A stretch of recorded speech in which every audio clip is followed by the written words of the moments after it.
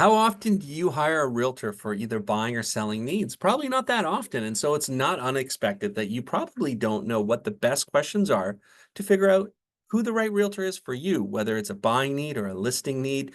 You really need to find someone that has the experience to make sure that you are protected, the experience to make sure that they can navigate the process ahead, and also the personality that you're going to connect with because working with a realtor is one of the best benefits if you're looking to buy or sell a house, but it needs to be the right realtor to make the right impact for you.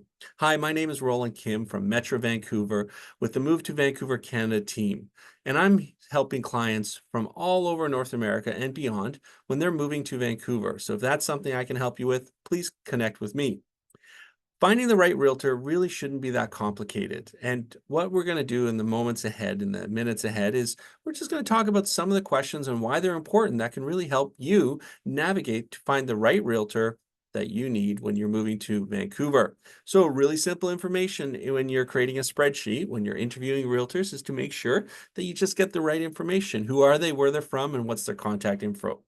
Find their website, find their Instagram, and really figure out who's the personality that they're portraying. Is the portrayal of their social media the same as what they're putting in front of you when you interview them? That's really key. You want to work with someone, in my opinion, that's sincere, whatever personality you're looking for, but that they're consistent. They're consistent online, they're consistent in front of you, the client.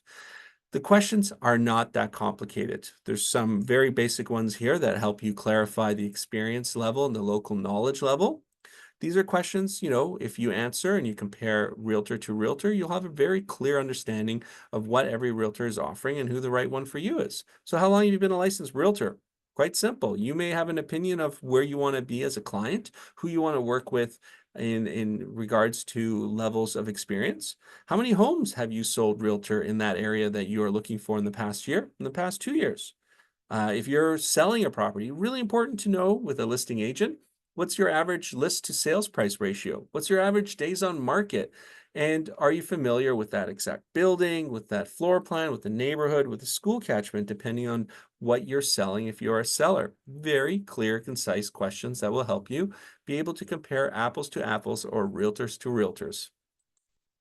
Strategy and services. So if you're going to hire someone for selling your property, you want to make sure that you understand what the realtor is talking about. Where is the realtor suggesting that you be listed, that you come out at, that what is your list price and why?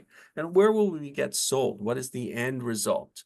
What is the overall marketing strategy? How are you any different than other realtors? Do you provide staging advice or professional staging? Do you offer professional photography and video tours and Matterport and professional measurements, or do you just take photographs on your cell phone? How will your home be listed on the MLS and how will it be syndicated online through all the other platforms and synergies that are available to promote and expand the reach that a realtor can do, both from free services as well as services that the realtor may or may not be investing into? Will that realtor be hosting open houses or private showings? You, as a consumer, have your own opinion about, do you want open houses? How many do you want? And there's a pro and con for both of those answers, whether the realtor that you're hiring is servicing the open houses themselves or whether they have a licensed realtor standing in their place. Will you, the realtor, help me prepare my home with decluttering or minor repairs, or is that something on myself? Great questions, especially when you're looking to sell a property. Now, in regards to figuring out what the right personality is and what is the connection with the realtor you're potentially hiring and realtors that you're comparing to each other, really figure out the communication and support that naturally those realtors provide. You also might want to share as a consumer what it is that you're looking for that could help a lot of guidance. But before you provide what you're looking for, find out what they offer naturally. How often will the realtor be in touch? Will the realtor be directly the point of contact for you, or will you be part of a team in contact with several different folks? How quickly does that realtor usually respond to calls, texts, and emails? And what are the boundaries? What are the hours that the realtor will respond to phones, texts, and emails? What's the preferred method of contact from the realtor? Really, really important are the next questions to understand the fee of service and what you're getting in return. What is the commission rate of that realtor? Are there any other additional fees that I should know about if I was a consumer? Great question to figure out if there's any other costs beyond the fee of service, the commission fee. What's the length of the listing agreement that that realtor is looking to have signed?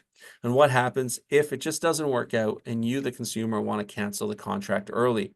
Every realtor has different standards, different processes, and different ways of operating. So you, as a consumer, really need to ask the right questions, make sure you document them, and then you can summarize it and make sure that both you and the realtor are on the same page. And how do you know what the realtor is saying is truthful or qualified? Well, an easy way of doing that is getting references and reviews. Every realtor will be able to provide you with some references from past sellers, and you can go online and review testimonials and reviews. And this world has gotten a lot better in this area because there's more and more companies now that you need to have a validated transaction in order to be able to leave a review. So gone are the days where a realtor or consumer or salesperson might get a dozen of their friends to write positive reviews. It's a much better world that you can trust the information and, of course, ask for phone numbers so you can talk to these people who've left a review. If you're working for me, Roland Kim, a realtor looking to help you in Metro Vancouver, I can provide you with dozens of clients who are willing to pick up the phone and talk to you if you want to learn more about my style or my personality. Then when you have all these questions, rate them. Rate them answers from a 1 to 5, 5 being the best, 1 being the worst. And that way you're able to remember the conversation you had with realtors after the fact, and you're able to compare it. So you're able to get a rating of 1 through 5 for knowledge of the local market, for clarity of communication, professionalism and personality, marketing plan quality, and overall confidence that you have in that realtor to help you along your path. So any other notes in the process when you're interviewing realtors, make sure to draw it down so you can reference it in the future. And should you be relocating to Metro Vancouver, I would love to earn the opportunity to earn your business. And if you're moving to Vancouver again, I'm a realtor. My team is available to help you, and we help lots of folks moving to Metro Vancouver. Have a great day.